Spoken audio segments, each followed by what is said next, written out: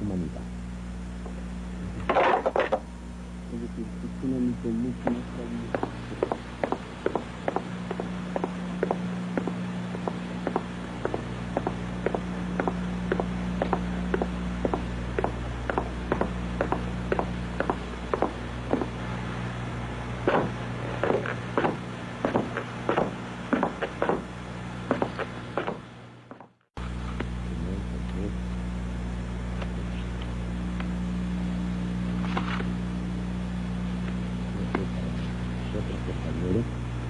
Sea su principal punto de trabajo.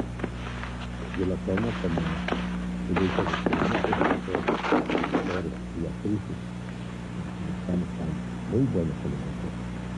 Y lo cierto no se ha visto reflejado en una pantalla de cine